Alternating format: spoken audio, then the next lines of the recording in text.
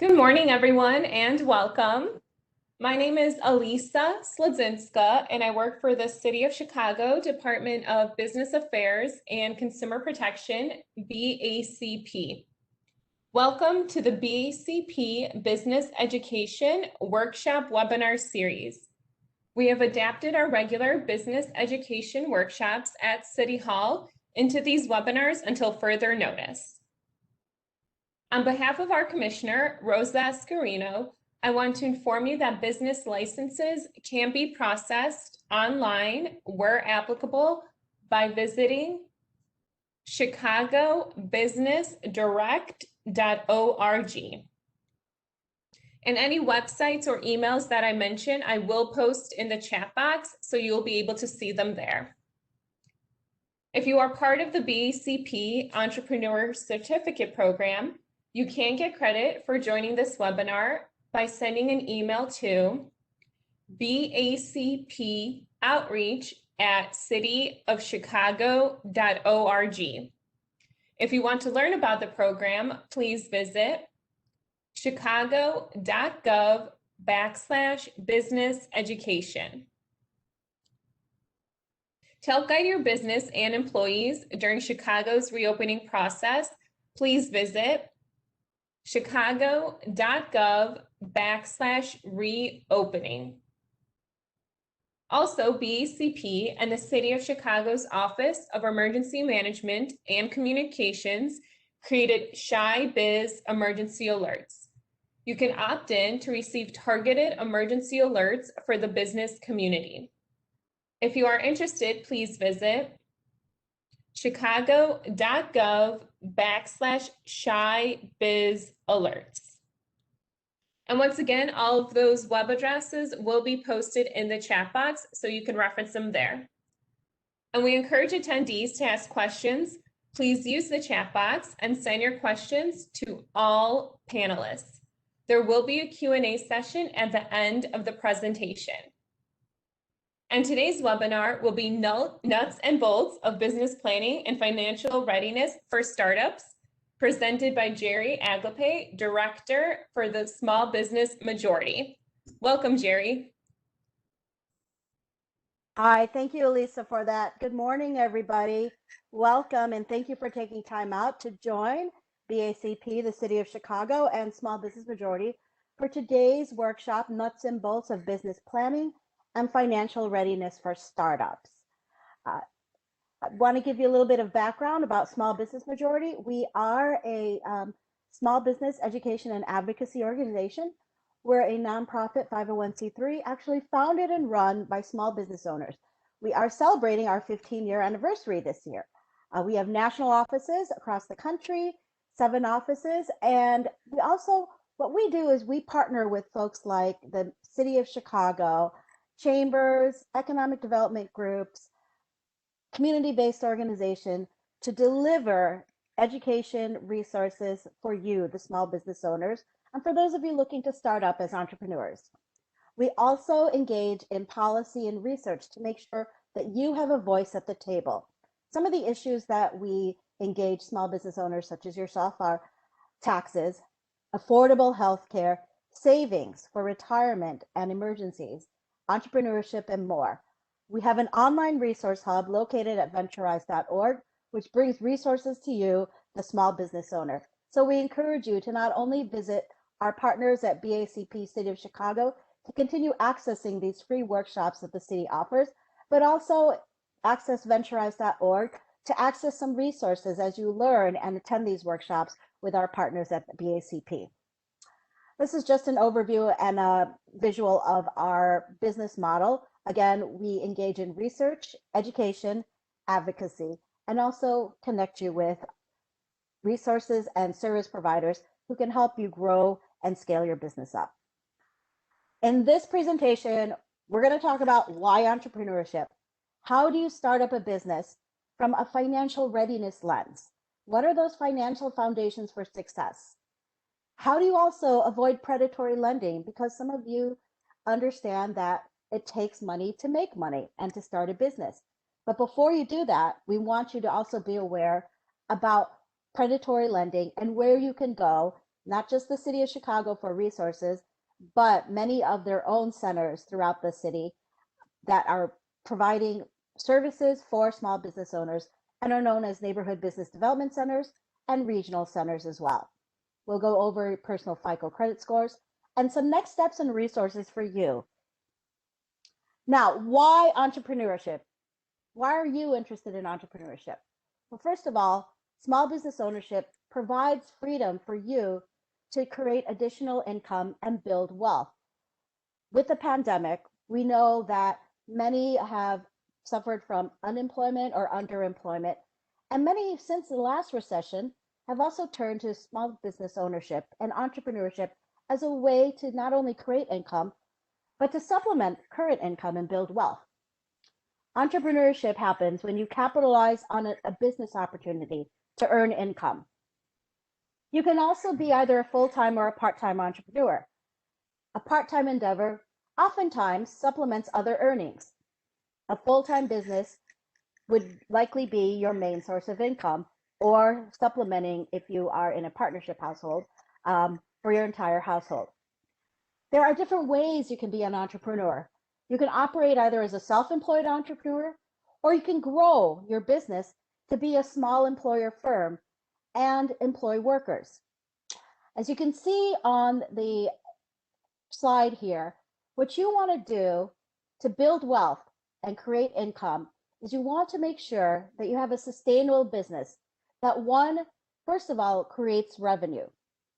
And that's part one. Second, from that revenue, you take the business income, you invest in that business again to grow, but you also invest in yourself. Some basic steps about earning a business so that it supplants your livelihood. That is the road to wealth. I don't know how many of you on this webinar are aware, but owning a small business, whether it's full-time endeavor or even a part-time endeavor, it is the second best way to build wealth in the United States, next to owning your home. All right, I want to repeat that. Owning a small business is the second best way to building wealth in the United States, next to owning a home. However, the City of Chicago, BACP, and Small Business Majority are here to provide you with the free resources and training on how to do it properly so that you can sustain your business. Again, so that you can create revenue that generates income, whereby you invest and save not only in your business, but yourself, and thereby creating wealth. Now, who remembers the show or has ever seen the show I Love Lucy? Well, I wanted to show you this slide, We Like Lucy, to show, especially because we're celebrating Women's History Month, I wanted to highlight women business owners in this country, particularly African-American women business owners who have paved the way, and look at them and others as inspirations on how you also can be a business owner. We have Lucy Foster. Lucy Foster was a young child enslaved in Andover, Massachusetts, but Hannah Foster bequeathed her $50. I know it doesn't seem much in these days, but Hannah Foster bequeathed her $50. Lucy Foster turned that around and basically started her own business in the town of Andover by taking in sewing, but also running a tavern for travelers en route to Boston. As you can see in this picture, we don't have a picture of Lucy Foster, but I actually took this picture when I was at the African American Museum of African History and Culture, because I was in search of looking for inspiration when I was there. Like, who else is an entrepreneur that we can inspire others today that they can do it themselves? There's also Lucy Bishop Smith. She was the first African-American businesswoman of Texas. She actually created a biscuit mix for her church fundraiser, but then she grew that biscuit mix into a multinational business that later would serve those biscuits on American Airlines flights and even in the Lyndon B. Johnson White House. And here in Chicago, with permission from a friend of mine and a colleague, we have Lucy Olivia Knox. I don't know how many of you in Chicago are on the South Side or in the Woodlawn Division, but Lucy Knox was the owner of Chez Olivia's Salon in Chicago's Woodlawn neighborhood. This was between 1930s to 1960s. This was at a time when we had thriving Black commerce corridors in Chicago. Again, a history of entrepreneurship among communities of color, and most especially, again, because we're highlighting Women's History Month, we thought it best to show you and demonstrate for inspiration how Lucy's can be your inspiration to starting a business. Now I want to go back to why entrepreneurship. As you noted in my first slide, you wanted to create, as you see in the bottom of the screen here, the first box, sustainable business revenue, income, and then wealth. But what drives revenue and income? Well, first of all, you need a product or service that reaps revenue. Is it actually going to be bringing in the money? Do you have customers who will buy it? Is it helping? Is it healing? Is it something that people are enjoying? Do you have the capacity to deliver that service or product? Do you have the human resources? Do you also have a strategy for efficient operations? A lot of times when you're deploying your product or service, you need to have an operational strategy as to how you're efficiently delivering it from creation to point of sale. And the reason being is sometimes there can be a lot of leakage in how much you're spending, leakage meaning financial leakage, in how you're delivering that product or service. So you want to make sure you have a strategy for efficiently operating so that you are saving money. Fourth, are you marketing your product or service to the client demographics? But also, are you marketing it to the channels they frequent? For instance, if you have a product aimed at older adults, 65 or older, likely they may not be on Twitter to promote it and buying Twitter ads. So you might want to find, what is an online marketing channel to attract your clients who are maybe in a demographic of 65 or older. And I use that as an example of make sure that your marketing channels are properly targeting your client demographics and the marketing channels that they use and that they're exposed to. You also want to make use of financial planning tools, such as a business plan and break-even analysis. When you begin to launch your business, you want to make sure that you're working with one of the resource centers within BACP to learn about break-even analysis and tools such as cash flow projections. Now, we're not going to go into that now because that's much further ahead after you've more established your business. But these are examples of making sure you are armed and ready and prepared to drive revenue and income by making sure you also have financial planning tools. And we are going to go over today how to start your business, nuts and bolts, from a financial readiness lens. So there's a business model and a business plan that you start off with. You're probably wondering, okay, what is a business model and a business plan?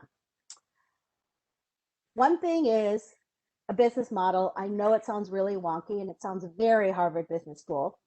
I think it is, but a business model simply is, how do you plan to make money? What is the service or the product that you're providing to customers? And then how are you going to sell it to customers? Basically, your business model, in plain speak, is how do you plan to make money from your business? Now, you may have an idea, but there are worksheet tools to help you shape what that business model is and to help refine it.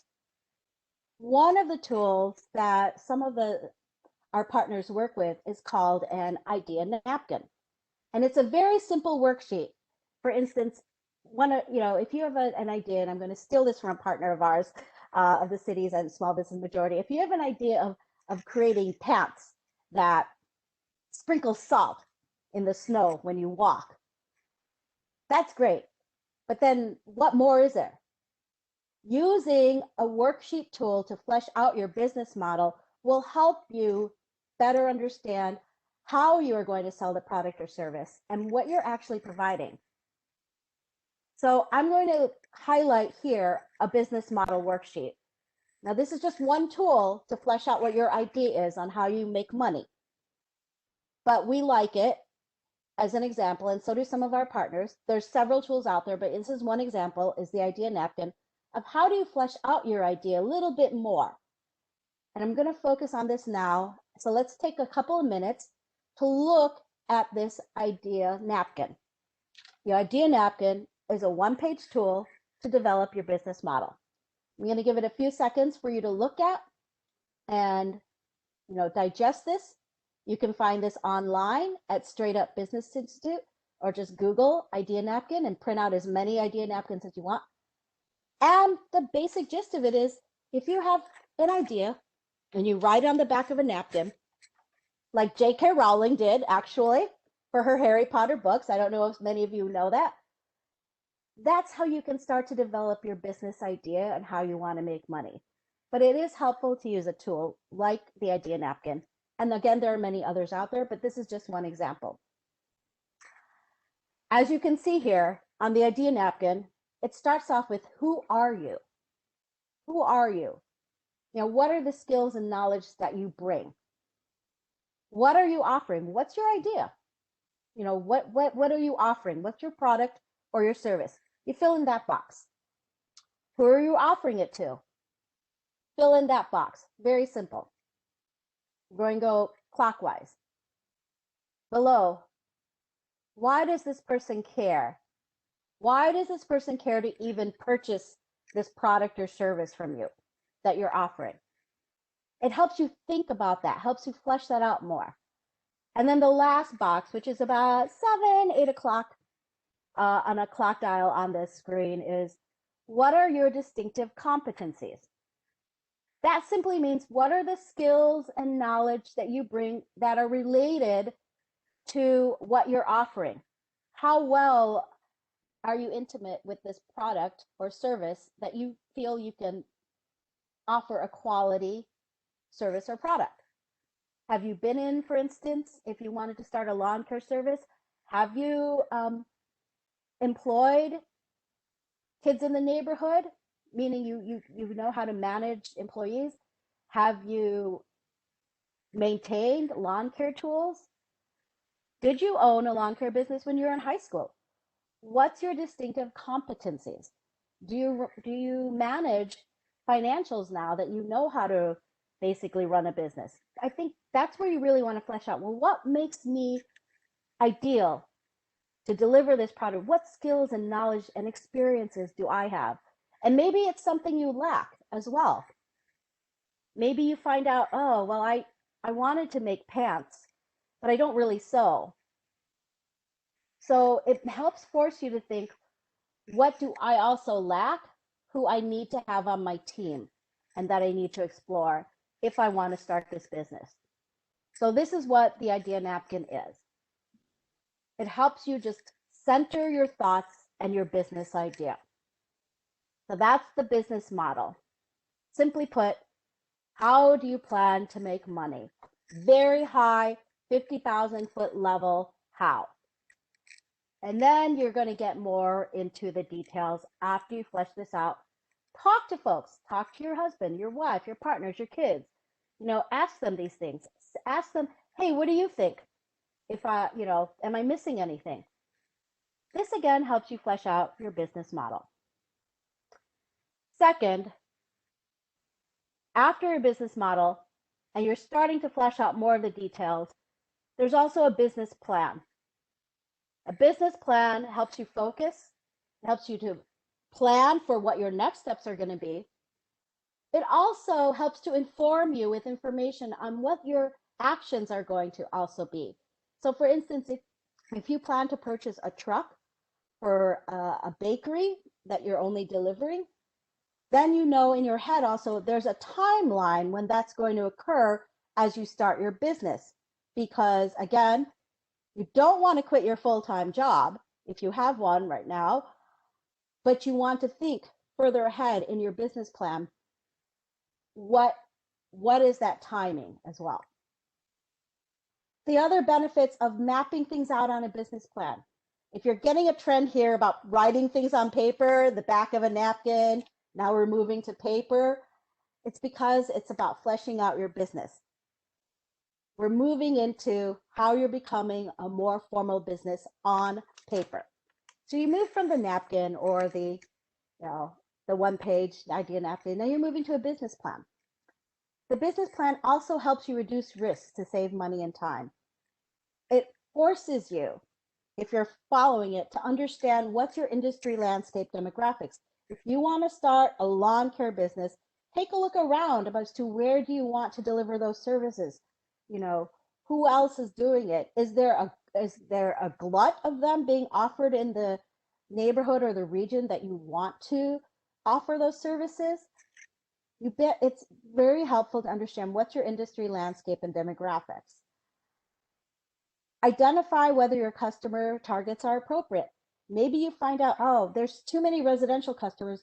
I may want to move to corporate customers and maybe be B2B, business to business.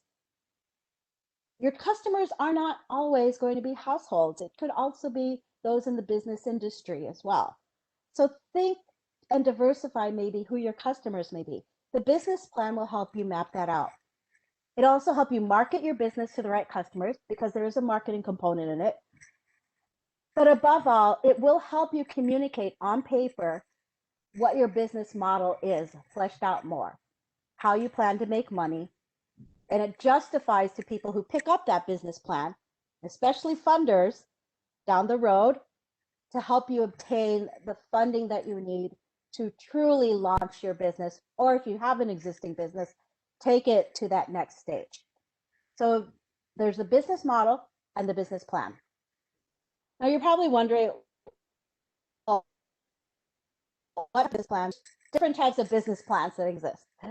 There is a traditional business plan, and there's what we call also lean business plans. Traditional business plans are very lengthy. They can be 30 to 75 pages. Oftentimes, it's used when you want to take your business to that next phase of growth or funding. If you're, for instance, in a tech industry, or you're developing an app and you're seeking investors or lenders, they often will look and want to see a traditional business plan to see things that are fleshed out a little bit more, especially within that industry. But that's not the only industry. We have small business partners who provide services for free to you, the small business owners. But in working with you, they may ask you to also, ask you to create a traditional business plan. There are a couple of BACP and SBM partners who, as an exercise, work with business owners to see if they fully understand the concept of their business by also creating a traditional business plan. For startups also, because many of people who start up their business as entrepreneurs usually have a full-time job, or they're in school, or both, and you're running family, you have families that you manage. Some you may even have 2 jobs. Creating a traditional business plan may take time. So there is the lean business plan. The lean business plan is very short. In fact, it's usually only 1 page. Very short, high-level business plan at a 30,000-foot level so that you can see at a snapshot what your business plan is. And it's actually best used if your business model, again, that model that you flesh out from the idea napkin, is relatively simple and you know is going to change. So the lean business plan is a short 1-page business plan that you can also use to, in lieu of a more traditional one that can be 30 to 75 pages, maybe even more so, depending on how large your company is as you're launching or growing it. And I'm going to show you right now, I'm going to marinate over an example of a lean business plan. Now, there are different types of lean business plans out there that are 1 pages. The following one I'm going to show you is called a business model canvas, or the lean canvas. There are different variations of this, so don't be alarmed if you see different canvases out there. They all are essentially focused on having your business plan on 1 page with pretty much the same information. It may be termed differently. I don't know if you can see this, but this is a lean canvas example. If I'm going to zoom in here, and I'm going to look at my other screen so I can see it a little bit better. This lean canvas example is a 1-page business plan. It is not your traditional one. It's a lean business plan. But as you can see here, let's focus on Susan. So if somebody here is named Susan, You may find this of a little more interest to you. But Susan here is a trainer and nutritionist. She identified in the left-hand columns what the problem is. What is it that she wants to provide as a trainer and nutritionist? Why does she want to be a trainer slash nutritionist as a small business? Well, she actually identified niche problems because she went through her idea napkin a few times on her business plan. And she, for herself, said, you know what, a top 3 problem is there's post-pregnancy weight issues that women have. So it looks like she's targeting her business services of being a trainer and nutritionist to women. Post-pregnancy motivation issues that she noticed as well. So she's really looking at the psychographics, not just the demographics of her customers, but the psychographics of her customers as well, in order to better address her product, or in this case, her service through her business. She's also seeing a lack of knowledge of weight training and nutrition. So it looks here that Susan, the nutritionist, when mapping out her business plan via a lean canvas worksheet, is really targeting her business for women who recently had a baby. She looked at her competition. What are existing alternatives? Well, she thought there's Jenny Craig, Weight Watchers, Planet Fitness trainers as well. But her solution is she's going to target it for those who are, as you move on to the right, the solution box, to those who are recovering for pregnancy. And she wants to be a one-stop shop for training, but also provide them knowledge and motivation. Again, she addressed the psychographics of motivation issues. Her key measures to know how well she's doing for her business, she's going to look at how she's marketing through Facebook and those impressions, and online visitors to her webpage, how many hits and visits she gets. And of course, how many customers she's getting, and is her revenue positive, that she's showing she's making money. But what makes Susan unique? What's her unique value proposition? This is the middle column now of this business plan. What makes her unique? What's her single, clear, compelling message? What she's saying is, well, first of all, she's putting her personality. I'm a gregarious, single career mom. She's personalizing herself. Seen more ups and downs, yet still maintains a stellar attitude for nutrition, physique, and health. Then she puts in her experience, because obviously she's a trainer. She's got some certifications, nutritionist, you need a degree for nutrition. I've trained more than 200 people and have testimonials. She's got wonderful testimonials. So that's her unique value proposition. She also personalizes as to who she is. It isn't just, this is what my business will offer. She's personalizing it so that she can better get those customers. Now we're moving to the market, the right side. What is the unfair advantage that she have? Can she be easily copied? No, she writes down, no, I've got 12 years of competition and serious training. So I'm assuming Susan's been a bodybuilder maybe, so she's competed, major awards, and she's a mom of 2. So she understands where women are coming from. She's gone through also postpartum weight loss. Her channels and paths, she says, I'm going to go, how do we target customers? She's going to target the gyms. She's going to go on Facebook. She's going to go on word of mouth. Now, for those of you who are wondering, oh, social media, that's definitely how I want to attract people for my business. Instagram, in fact, majority of Instagram users tend to be women. Just wanted to drop that tidbit for you. If you are thinking of a channel, how to market your business to others. Customer segment, as we discussed, she parsed it out even more. It isn't just women who are postpartum. She put the ages down. She also put down the income levels that she feels that who could afford her services. So she's really targeting more about where, not just all across the universe, but where is she going to market her services? And then it looks like she's also going to offer group fitness programs. Now you go down to the bottom, left-hand side, cost structure, bottom left of the screen. She's thinking on this business plan, again, a one-page lean canvas worksheet. How is she going to be profitable? Well, first, how is she going to make enough money to make a profit to take home? Remember I said earlier, it isn't just about creating business revenue. It's creating enough revenue so that you have enough to pay yourself as a business owner. You want to make sure that your business model and your cost structure, as seen in this business plan, is forecasting enough funds, revenue, that you'll have a net profit to reinvest back in that business and take home a little bit for yourself as well. In fact, take home a lot for yourself. One of the frustrating things that we sometimes see is business owners feel that they need to be a martyr for 5 or 10 years until their business makes money, when really maybe you needed to have gone and revisited your business idea, that business model, so that it is money making.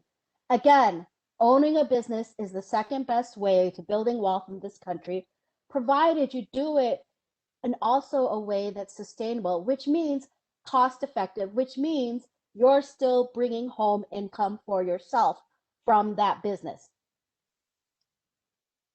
Now, that may not happen for a year after you launch your business, but hopefully, maybe, hope it would be great if it was sooner, but by the second year after you've launched, you should move into the revenue generating profitability slowly into that, so that you are making money for yourself. Again, you always want to make sure you are paying yourself first and you make some income from your business. The cost structure you've seen here, again, lower left-hand corner, Susan's mapped out her cost structure so that she could be profitable, bring in enough revenue, profitability for herself personally, and back into her business. And then the bottom right-hand corner, what is the revenue streams, how she will charge and earn that money.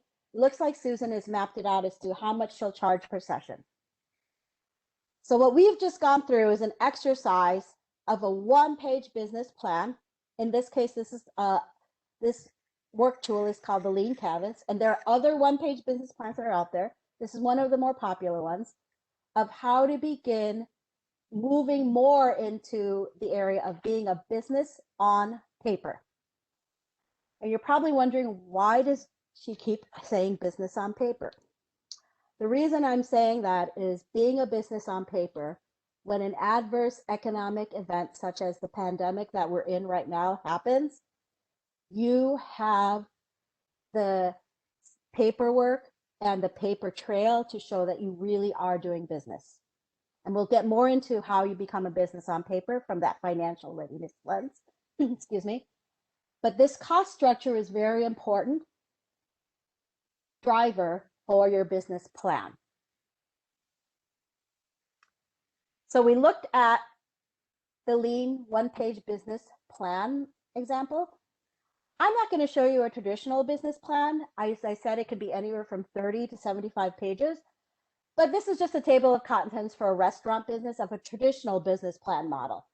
Well, this one's 25 pages, but you can see how this is laid out with an executive summary, what the services are going to be, which is the business model. They've done a marketing analysis. They have a strategy and implementation summary. Much of this is already, you can see, reflected in a one-pager. This is in a more fleshed out narrative form for this traditional business plan, accounting for those folks who are reading it and maybe the devil's advocate trying to put holes in your business plan. This kind of like fleshes this out even more to justify and defend your business plan and your business model. And as you can see here, it also has appendices. What makes this traditional business plan different from the one-page business plan lean canvas model, I'm going to go back to here. If you see, the bottom has appendices. This is extremely important. They have their financials as their appendices. That doesn't mean that if you are to do a one-page lean business plans, you don't have a financials. You will. You're just not going to see it on the one-page business plan, as you would here with a traditional business plan. So don't be lulled into thinking that you don't have to do, I'm going to go back here again on the bottom left hand, that you don't do financials, forecasting what your cost structure are. This is assuming you've done it, or you're in the process of doing it, or you will do it soon. And when you do it, you actually update this cost structure when you run the financials, because your business financials tell a story as to how you will make business decisions. Now we're going to move into starting a business, financial foundations for success, how to become a legal business on paper. And we're focusing on this because what we've seen during this pandemic is that many business owners, who have been operating, doing business for 15 years, 20 years, that neighborhood small business owner, when they sought emergency funding during this pandemic, in the past year, actually, they hadn't set up the financial foundations to be a legal business on paper. So they were operating legally, but not necessarily have all the components to demonstrate they were also a business on paper. And unfortunately, those small businesses did not have access to funds, or they had to return those funds, because what the government wants to assure is that there's no fraud. Nobody is denying that business owner wasn't actually doing business. But unfortunately, when you are not a business on paper, the extreme occurs, which we've seen this past year, is you may not have access to the financial assistance that you need should an adverse economic event happen, whether it be a pandemic to even needing to pay for a new roof of your bakery. So this is very important of how to become a business on paper legally to support the financial sustainability of your business in case of adverse economic events. So financial foundations for success. You want to organize your business after you've worked on your business plan and your business model. At the same time, you want to make sure that you're establishing a business bank account. Now, this is not your current personal bank account. It's a separate business bank account for your business. You want to make sure you're using budgets to guide your decision, and to also use financials with those budgets. And then you also, this is incredibly important, keep your record keeping organized. That sounded redundant. Make sure your record keeping is organized, very organized, not just for your financial records and your receipts, but your non-financial records. If you have a partnership, even if you have a partnership with your spouse or your sister or your brother or your mother or father, you should have a record of what that partnership is as well. So you want to make sure, and leases and rent. So it's both financial records and non-financial records to make sure you're keeping organized and filed. So let's talk about business bank accounts. Separate your business checking and savings account from your personal account. Oftentimes business owners may have, both a business checking and a savings account. Why a savings account, you're asking? Well, because, they want to make sure that they set aside money from their revenues to pay their taxes, their quarterly taxes and their annual taxes.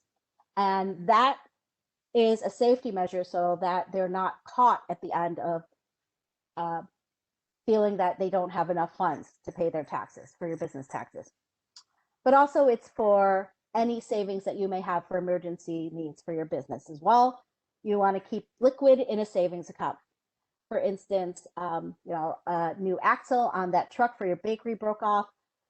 You may want to pull that out of your business savings account for emergency because it only costs $300.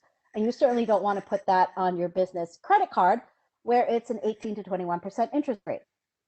So that's why a lot of business owners have not only just a business checking account, but also a savings account.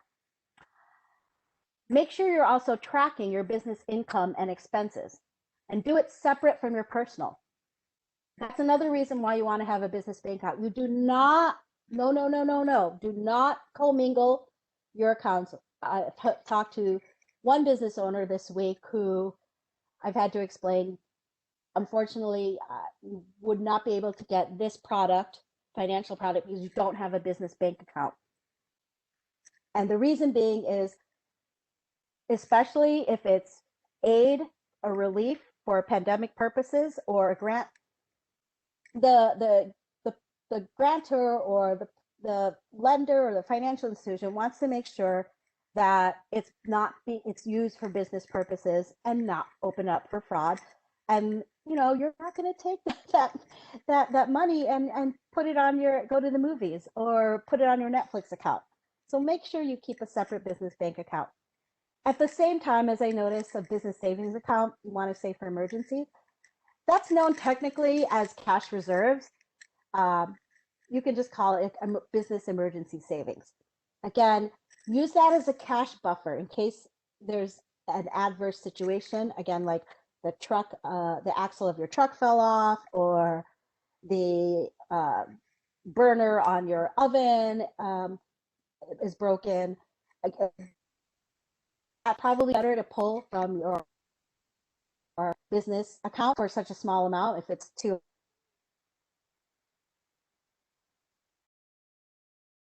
or $300, set up a separate account. Why? Why do you want to separate your finances?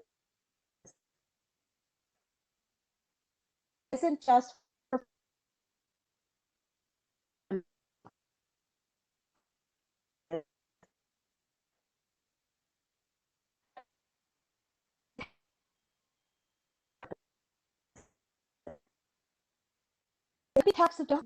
tax deductions that you may be eligible for your business because you cannot figure out what expenses are. But also, you didn't receipts. So this is why it's important for you to keep your receipts. Again, I said earlier, the purpose of entrepreneurship is to have a business model that's sustainable so that you can create business revenue. And then personal income from there. But you don't forget, you need to track your business revenues. Basically, how much money you're home, but how much money are you making before you can figure out how much your business making, your revenue. Want to repeat again why you separate your finances?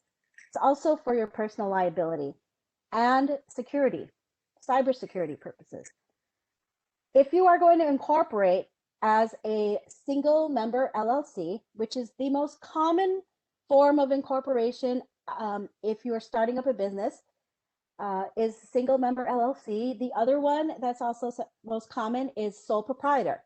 But if you decide to become an LLC or any corporation, it's mandatory to set up a business bank account. Sole proprietor, you do not, but it's highly, highly, strongly encouraged, even if you are a sole proprietor, to set up a separate business bank account.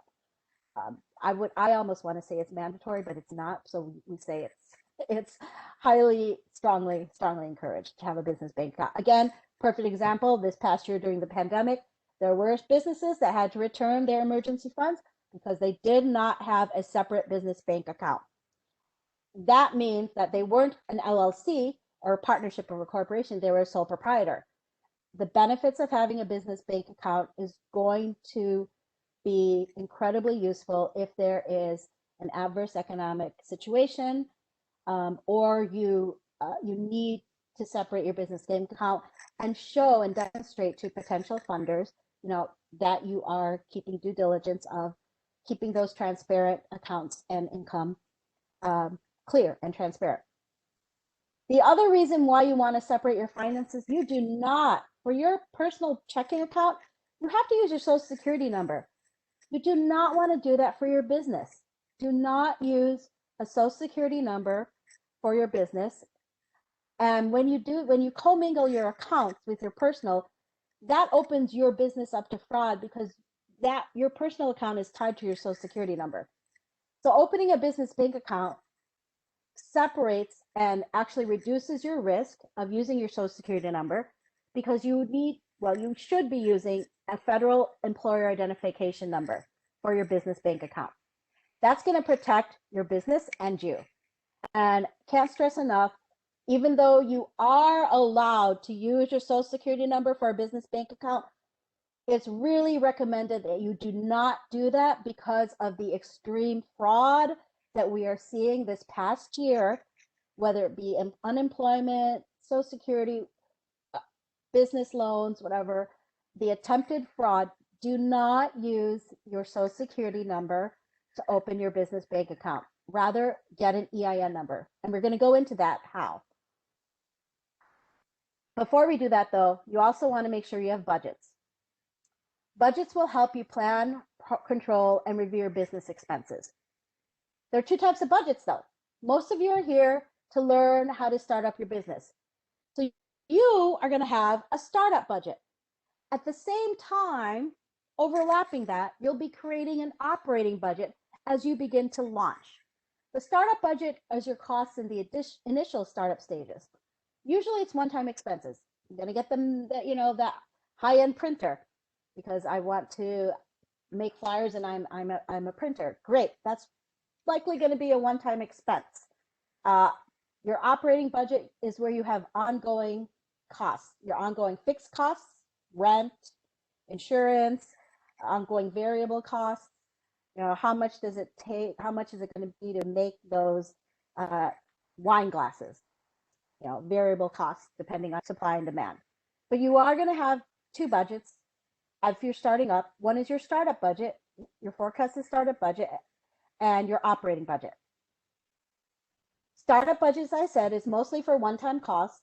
Here is an example. Let you digest that for a few seconds about an example of a startup budget.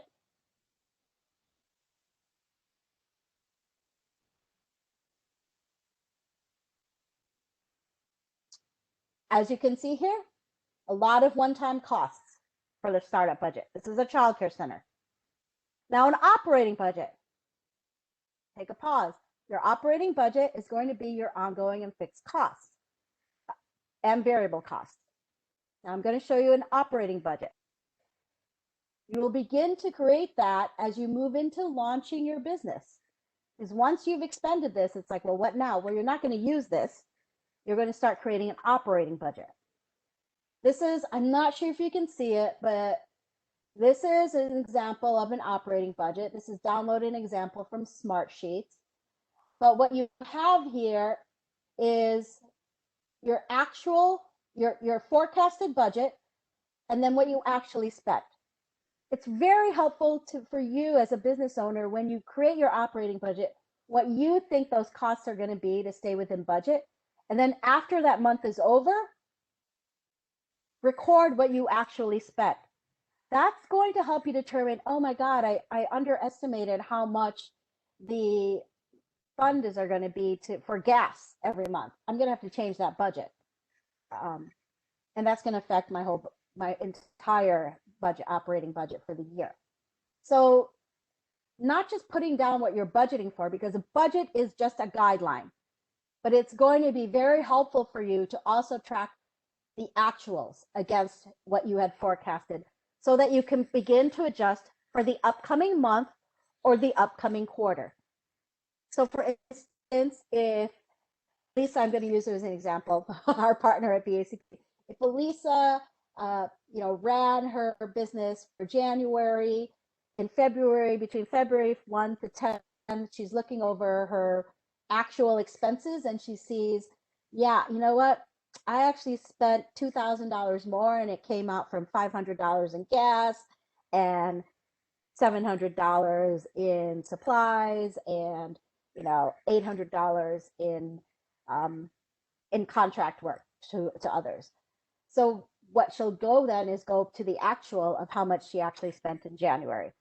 And that will help inform her how she will address and conduct business. She may need to get more business to make up for what she had wanted for the next month or the next quarter. So creating a budget is very important, but equally as important is tracking your actual costs against your budget. That's going to inform you because numbers don't lie. Numbers do not lie. 2 plus 2 is 4. 5 plus 5 is 10. It tells a story. It should help inform you as to how much you actually spent so you can make decisions on what you're going to be doing for your next marketing step, getting more customers, or maybe negotiating with a supplier for lower costs because something costs you a little bit more than you had thought it would and you need to negotiate. That's the beauty and the benefit of not only doing a budget, but comparing it against your actual costs to inform you what your next steps are going to be in running your business. Now, I talked about you have your, I'm going to go back here before you see that slide. We talked about your business model. How do you plan to make money? Your business plan, an example, one-page business plan is very easy to do if you're just starting up.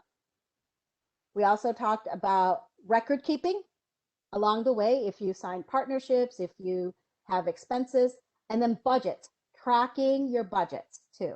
This is very important in starting a business. It's going to make sure that you are financially resilient and sustain your business so that you can, again, make that revenue and earn that income. But we talked about how you're becoming a business on paper. So you're probably wondering, well, what does she mean now? Okay, I have all these tools. How can I move into becoming a business on paper? We're going to, for the next 10 minutes, go over how you become a business on paper as you are learning business development. So what we've gone over is mostly business development for your startup.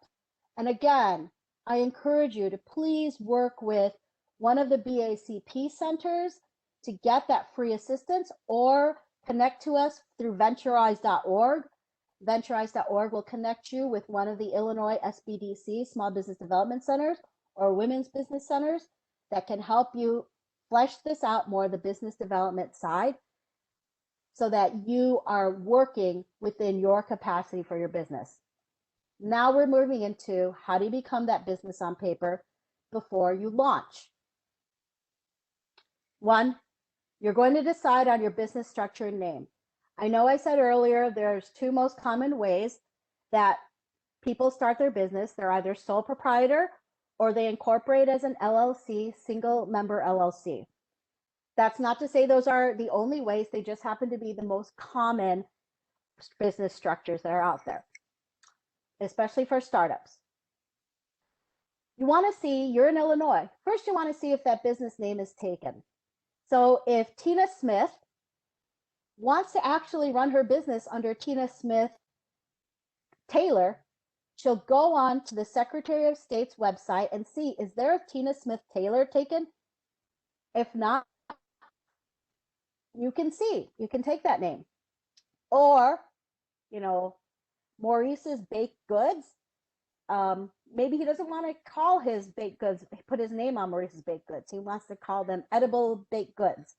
You still should look on the Secretary of State's website to make sure that that business name is not taken.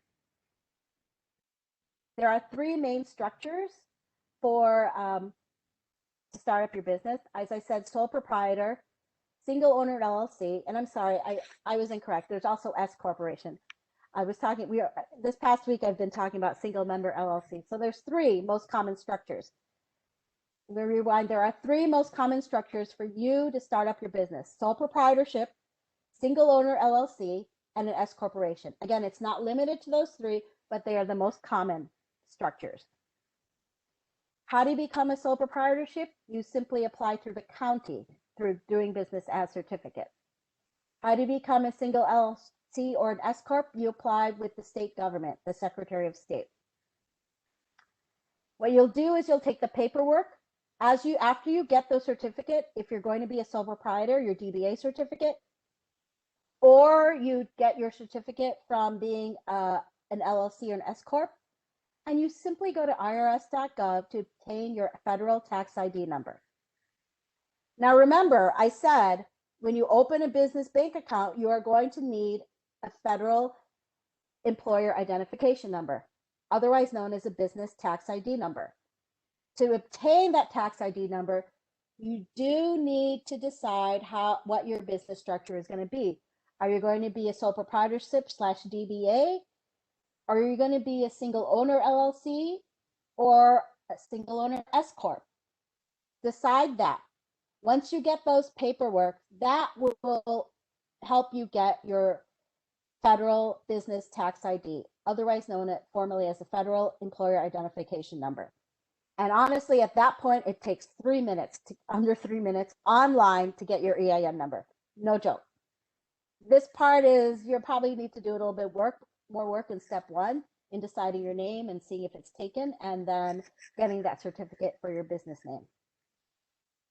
After that, step 3 is do not try to do business yet.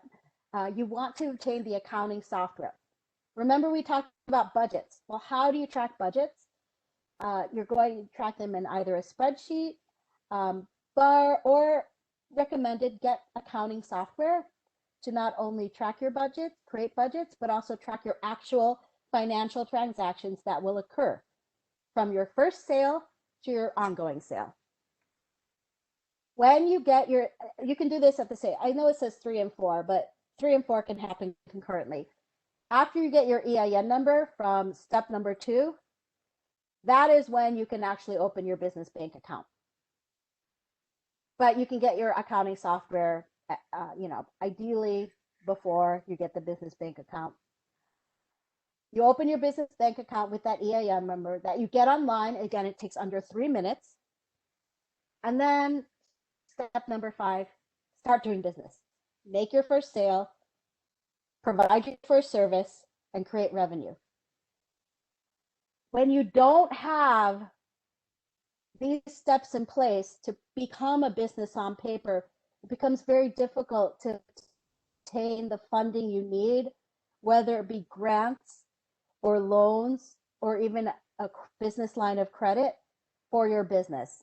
And again, as we've seen this past year for the pandemic, it also becomes very challenging to prove that you need that disaster relief for your business should anything happen. Because a lot of times somebody can be operating as a business, but they may have missed step 1, or most oftentimes what we've seen is step 2, 3, and 4 are either missing or not complete. And that we want to emphasize to you is that is going to be a very strong foundation for your business to begin creating revenue, but also in protecting it should there be another adverse economic condition and economic recovery as well. So here's an example of what we just went through. You're probably thinking, whoa, that's a lot. All right, let's use Roxanne Roxstar. Roxanne Roxstar, she's got a plumbing apprenticeship. She just got her plumbing license, and she's planning to open her own business once she completes her apprenticeship. Start her own business. Before she obtains insurance, because she knows she has to get insurance in order to do business, and does business for hire, makes any transaction, basically before she makes any transactions, she of course gets her insurance. She took the steps to become a business on paper.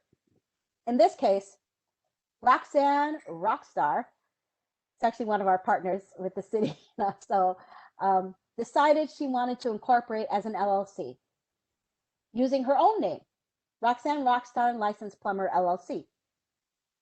So what she did was she went online at the government agency. In this case for Illinois, it's the Secretary of State. Again, she went online at the Secretary of State's offices to make sure Roxanne Roxstar Licensed Plumber is not taken. She finds out it's not. She then fills out paperwork online or downtown in person, and also pays a fee to incorporate. And then she receives the paperwork to finalize the LLC. Sorry about this. That looks like there's a numbering problem. But after she files the paperwork, if it's online, it'll be less than 2 weeks to receive the paperwork. If you do it in person, for some reason, it takes longer when you go downtown. Not sure why with the state. But anyways, you'll get the paperwork that says you're an LLC. In this case, Roxanne waited a couple of weeks, got the paperwork. She took that paperwork saying she's an LLC. This has a business name called Roxanne Roxstar Licensed Plumber. And she's not done yet. She takes that certificate, that paperwork, and goes online with the IRS and obtains her federal tax ID number. Under 3 minutes to do that. At the same time, after she went online, she went down to Best Buy and got a financial accounting software, QuickBooks or Mozy or something. And then she took, the next day she thought, I'll wait the next day to open a business bank account. She took that EIN number and her certificate as an LLC and then opened her business bank account. So it may seem a little complicated, but we tried to break it down for you here. To get that EIN number, you do need to show that you're either a sole proprietor with a doing business as certificate or an LLC certificate or a S3 certificate, a prior partnership certificate, and then S Corp corporation certificate. Get your tax ID online and then open your business bank account. Those two things, the paperwork to prove that you have a business structure and your EIN number, is how you open a business bank account. And of course, I put here that Roxanne, goes to a navigating agency from BACP or Small Business Development Center. What I want to emphasize with you here, and Elisa, thank you, Elisa, for saying that at the beginning, there are free resources to help you. We have partners throughout the city of Chicago to help you navigate where you can go for a business bank account, maybe advise you on accounting software as well. We have colleagues who will be on the phone with you if you do need them for 5 minutes to walk through the IRS website and tell you what to do next for 5 minutes, and just make sure you get your EIN number. We are there to help you. So that's how you become a legal business on paper, at the same time opening a separate business bank account for your business. So then how do you use that? Putting it all together. We're putting it together. Roxanne Roxstar, licensed plumber, LLC. She actually has a personal savings account, personal account. She saved $2,000 for plumbing equipment, but she set up a business bank account, right? So before she spends money for her business, Roxanne is going to transfer that $2,000 she's been saving as a plumber's apprentice to her new business bank account. And then the third arrow, Roxanne uses her financial record keeping system, the accounting system, to record that her business has received what's technically called owner invested capital of $2,000. Now, after recording that, Roxanne can spend $2,000 on plumbing equipment from her business bank account. But at the same time, what she's done, because she was smart and got accounting and financial record keeping software, she now has documented this transaction for financial purposes and for her financial statements. It also demonstrates to lenders, investors, grantors, funders, that Roxanne understands her business from a financial perspective to make sure that it's viable and it's resilient. I'm going to just give this 30 seconds so you can digest this, of how you would use a separate business banking account and how you use financial record keeping and accounting software with that business bank account.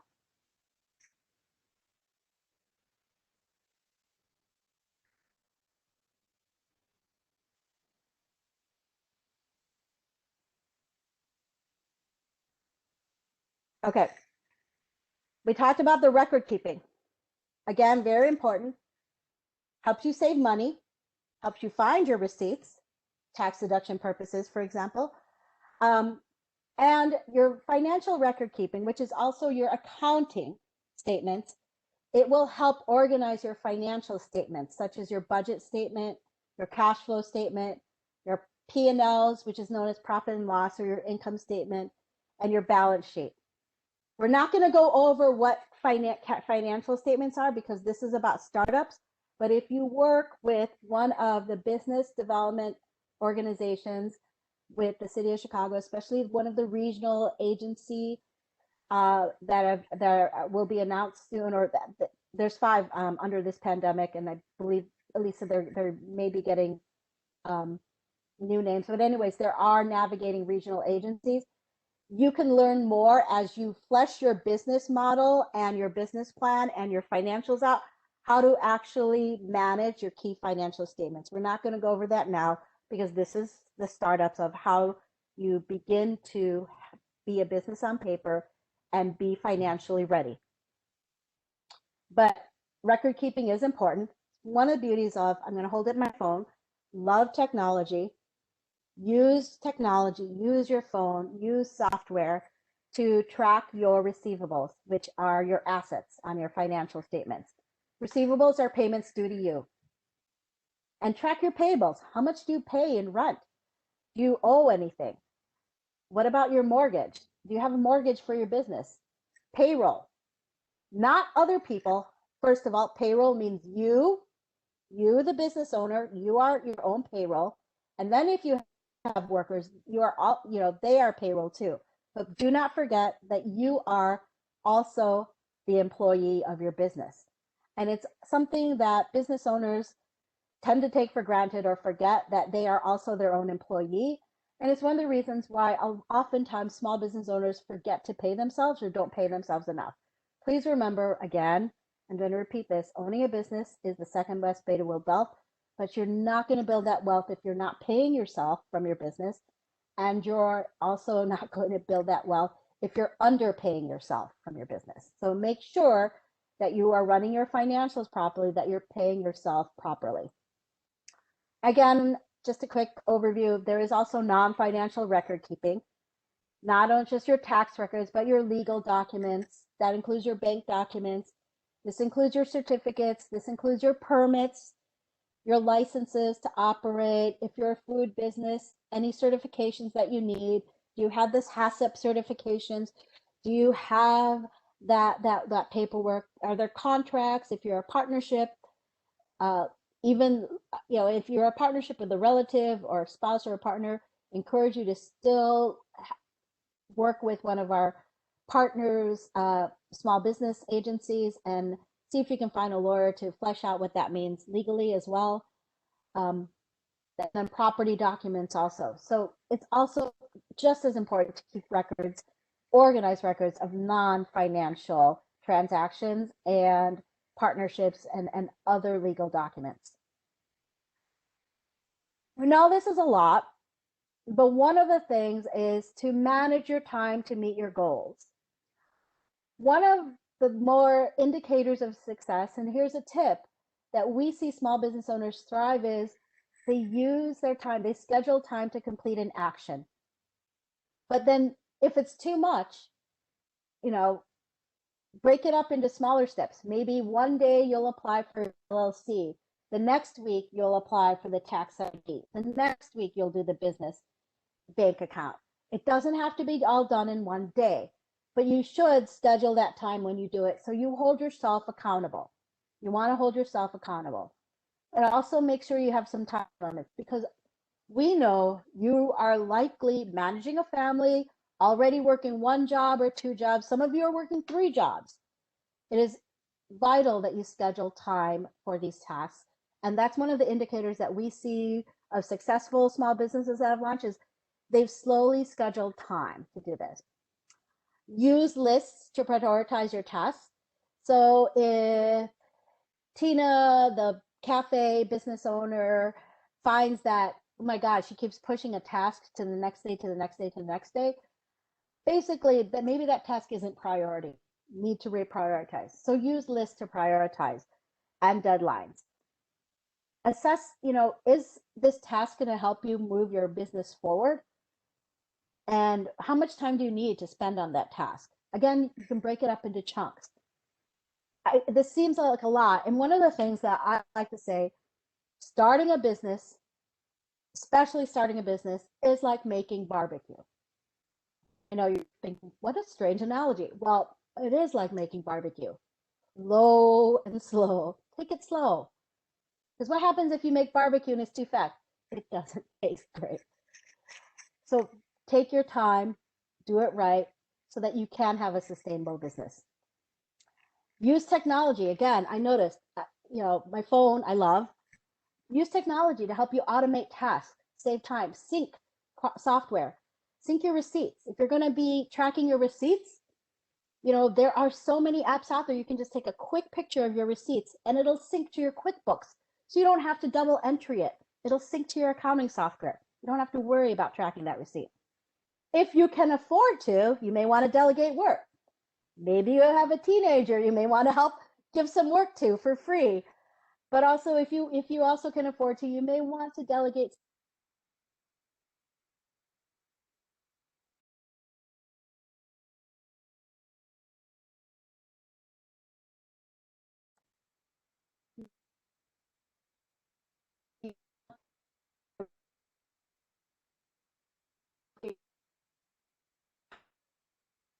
Make sure that you're also managing your time. You can see everything at once as well. And we have been operating under pandemic. It's been emotionally exhausting. And I know that we've been talking about owners, and you probably been reading articles about emotional resiliency and how great small business owners have been trying to weather the storm. We do want to understand, especially for owners who are in an underserved area or come from a traditionally a community and operating a business that may be disinvested, and especially people of color, there is a emotional exhaustion that this pandemic has brought on that is unique, especially to owners of color.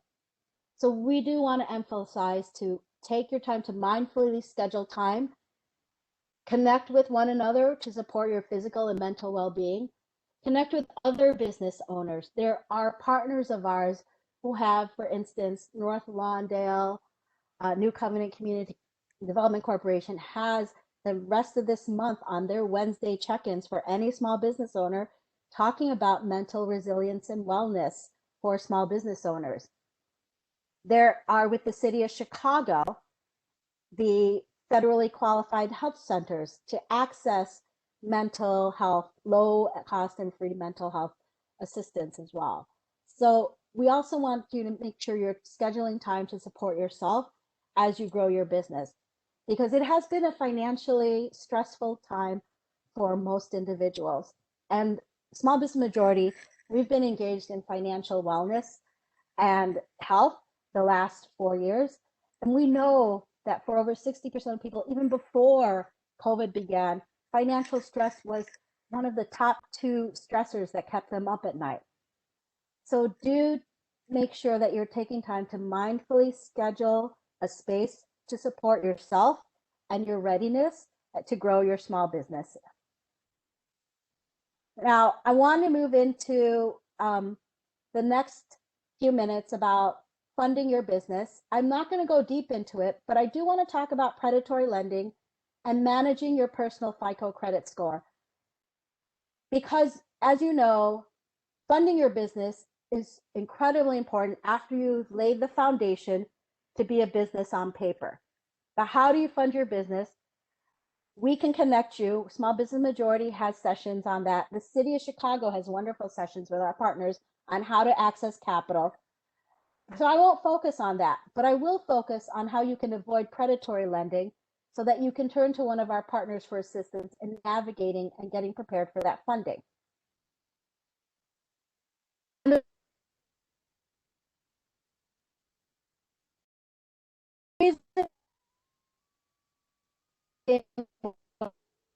We emphasize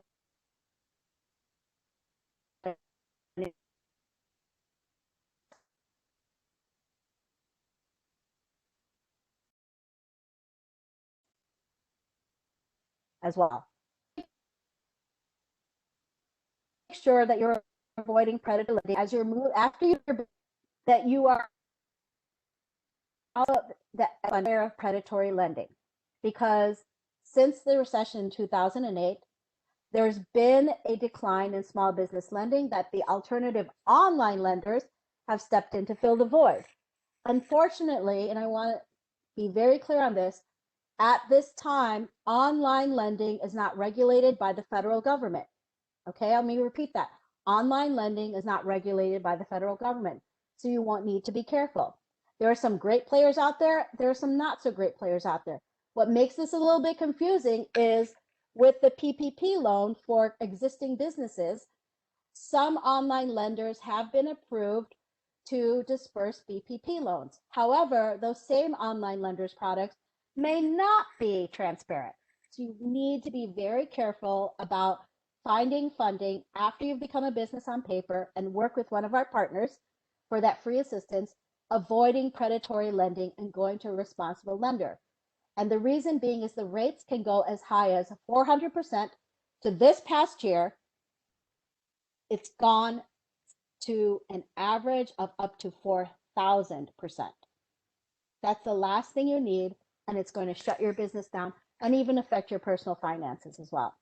So after you've become a business on paper and you're working with one of our partners to obtain that business funding to launch, be aware of the predatory lending that are out there. And the reason being is women and owners of color face the most significant barriers. They are targeting you. They're looking at your cookies. They're seeing what your likes and dislikes are to likely see who is an owner of color and who's not. And the reason why women and owners of color tend to fall prey to predatory lending is because they are smaller in size. They do tend to have lower approval rates. And it's that desperation for funding and that pitch from an online lender that have, makes them fall more prey to the advertising and quick money, no interest, no credit check. So again, they're all looking at your social data to assess risk, so proceed with caution. You do have rights as a small business borrower after, again, you've set up your business on paper and are looking for funding. So do visit our site at responsiblebusinesslending.org. But also, one of the key takeaways, again, to emphasize is be cautious when considering online lending, and also be cautious of brokers. Brokers are not lenders. They're a broker. They're a third-party broker who makes money off the fees that you make, and they can take as much as 20% of the principal loan that you get. So if you find a broker and they connect you with getting a loan from Bank of America or JP Morgan Chase, they may want to take 20% of that principal as a fee back. And brokers' fees are not regulated. So be aware of brokers as well.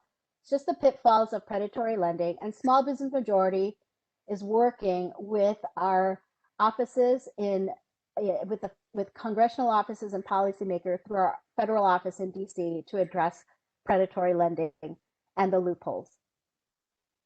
If you want to learn more about how to navigate funding after you've become a business on paper, and as you're working with one of our partners, again, do not search for funding without working with one of our partners or the city's partners as well, with the Neighborhood Business Development Center.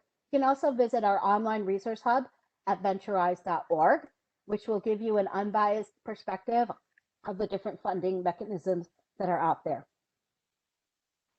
But we get this question a lot. What about credit? I have so much problems getting funding. First of all, you need to understand that credit is an asset. Having good credit is an asset. It actually helps you find safer financing. Here's the 5 C's of credit. We know that many business owners and aspiring business owners, credit has taken a hit. That's okay. We are working with many of our partners to try to create more flexible spending of flexible capital products as well. And many of our partners are in the midst of developing flexible capital products. But in the meantime, just be aware to mind your personal credit, not your business credit, your personal credit. You could also have business credit, but not all banks look at business credit. Every bank will look at personal credit. So having good credit is an asset. And we do have partners who can help build that credit for you for free. Nonprofit partners who will help rebuild your credit, or not rebuild, help increase your credit and manage your credit for free. You do need to know that at this time, 35, there are 5 factors affecting your credit score. Payment history is one of it. One of the mistakes that many people make is they feel they have to make a big down payment on that credit to bring it the principal down. At this time, it's a pandemic. Try to at least make a minimum payment or negotiate it. Make sure, I'm just going to focus on the top 2 because these do make up a major impact on your score, is also your debt utilization. Across all of your lines of credit and your credit card, try to make sure you are keeping it to under 30% credit use as well. I just wanted to focus a little bit on credit because we do get so many questions asking about funding and how credit can be a barrier. But that's okay, because the City of Chicago, BACP, and Small Business Majority, we have lending partners on the ground who can provide you with funding and a line of credit, even if your credit is not that strong. They will work with you based on your ability to pay back to provide you that business funding in a responsible manner, and they are not predatory. So even if your credit score is not prime, we have partners and lending partners who can help support building that credit and also offering you capital at this time. Again, the reason why you want to manage your personal credit, it comes down to your not just financial resiliency, but your mental well-being and your financial wellness. It helps you save money for your business, helps you further access capital and credit, not just support your mental well-being. So some next steps and resources, once again, visit Small Business Majority online resource hub at venturize.org, access to capital for an unbiased view of navigating capital, but also some business development tips as well. And you can see some stories from small business owners who started their business and learn from their stories and their blogs. Our resources from BACP, the City of Chicago. Elisa was so wonderful to list what those are. Don't forget to sign up for the BACP Small Business Newsletter. Elisa mentioned earlier about the certificate program. Please sign up for the Entrepreneurship Certificate Program. You go through a number of that program and you will be eligible for some opportunities to grow your business. There's also BAC Business Expos. It's moved, I believe, online, Elisa. The last one I went to was at 1871 before the pandemic hit. And then there is also the regional and neighborhood centers of BACP for the training, counseling, coaching, and funding opportunities. And Small Business Majority also has ongoing webinars as well. I can send this out to people what this presentation was, but I'm going to go to asking questions in the last 3 minutes of this. Geri, thank you so much for sharing your expertise with us this morning. You covered a lot of information, very valuable information. So I do want to mention to all of our attendees that this webinar is being recorded and you'll be able to watch it again at your own leisure, kind of slow things down, pause on certain slides. It's going to be posted on our YouTube channel, which is youtube.com/Chicago BACP. And I posted that link in the chat box. Also, Geri did mention community resources for businesses. We do manage the neighborhood business development centers. Those are your chambers of commerce, business service organizations, similar to the Small Business Majority. And you could find yours at chicago.gov/NBDC. So Geri, thank you for those couple reminders of more resources for our entrepreneurs. And we do have time for a few questions and we'll just jump right in. If you haven't sent your questions, please do so in the chat box. First question is, any recommendations on how to target the first customers when you start a business? Great question. That really depends on your business model. As we said earlier, there's your business. Oh, hello. Your business model and, what is your business product or service that you're providing? Working on that idea napkin and then your business plan will help you understand how you're going to market it to. It'll help you understand your customers and then your marketing channels. So that really depends on what your business model is and who you're targeting. Good. Several people are asking about paying yourself when you have a business. Are there recommendations for salaries, or how do people decide what to pay themselves? That's a very good question. Well, one is work with your budgets with one of the MBDCs or the regional agencies that Elisa that you mentioned. The other one is talk to others. Talk to those who've started their business and actually created a viable business, and ask them what did you start to pay yourself after the first 6 months of your business, and for somebody in my experience, for my level of business that I'm bringing to the table, and for the product. Talk to those in the industry as well. I can tell you those in the food and beverage industry, those owners are talking to one another all the time. Know your industry in order to know how you pay yourself for your stage of business and for the experience and the skills that you're bringing for that product or service. Question is, how long do you recommend for a test launch to be? And should we create a different budget for it or add it to our master budget? A test launch, I'm going to assume that you're talking about a beta launching. That would probably be in your, it might be in your operational budget, because there's your startup budget, because you're going to start your business up and you have your one-time costs. You've got to establish those costs in order to test launch a product, service, or beta test a software, so to speak. Build that in. I'm not sure how your accountant would want to tag that into your financials, and that's something, how those costs, what that line item would be. I'm not sure what that would be, but that's where it's really recommended you work with an accountant to really track how you would track those expenses. Is your business and personal credit score different? Yes. Whoever asked that question, yes. Thank you for asking it. They're different. As I said earlier, not all lenders and banks will look at your business credit score. And business credit is different from your personal credit score. Your personal credit score is your FICO score. 3 companies, Experian, I forget what the other 2 are, TransUnion and Equifax. Those are the other 3. They all use the FICO scoring system. Business credit is different. There are different scoring systems, so there's a huge difference in it. But everybody will look at your FICO score, your personal credit. Good. We do have several questions still coming in. Unfortunately, we are out of time. Geri, if people want to reach out to the Small Business Majority, where can they go? I will put my email in the chat. Mm-hmm. Oh, I am typing in.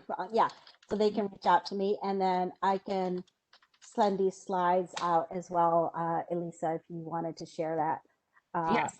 for me. And there's Geri's email address right there. And what's the website for the Small Business Majority? It is Small Business Majority, and again, I'm having trouble typing, .org. There it is. Perfect. So once again, thank you so much, Geri, for joining us today. We always have a really good time listening to, the new trends and new advice that you offer to business owners. So thank you so much.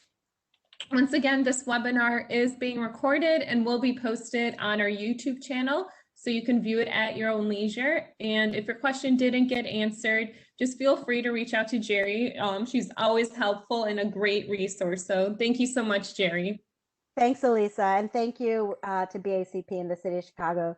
Great partners. And don't forget, all of you, don't forget to register for their ongoing workshops. Yep, thank you so much. So to all of our attendees, thank you for joining and taking the first step to learn more on how to start your business. Thank you, and we wish everyone a good Friday and a good weekend.